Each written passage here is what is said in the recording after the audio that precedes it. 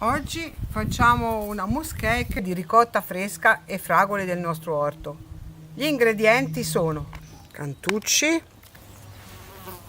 zanzarato,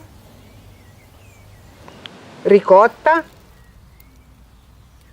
fragole, albumi d'uovo, zucchero a velo.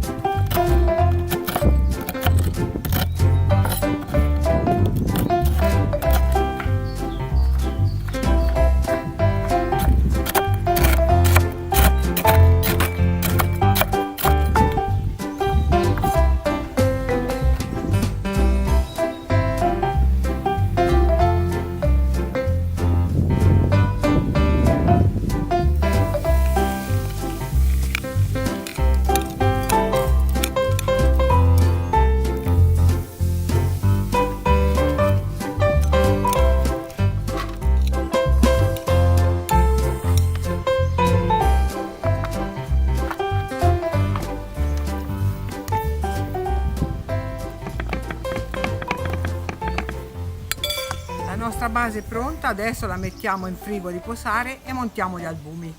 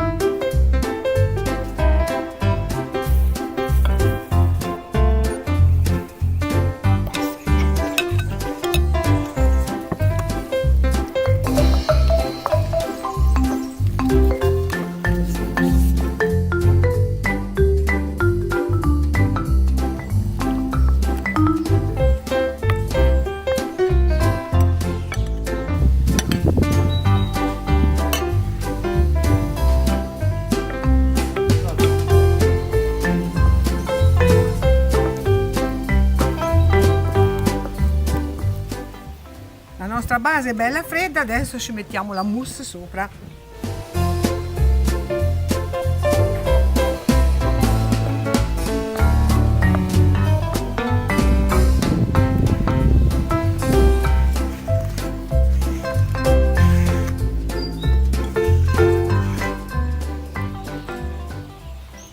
La nostra mousse cake è pronta, la dobbiamo mettere in frigo e lasciarla riposare 2 ore.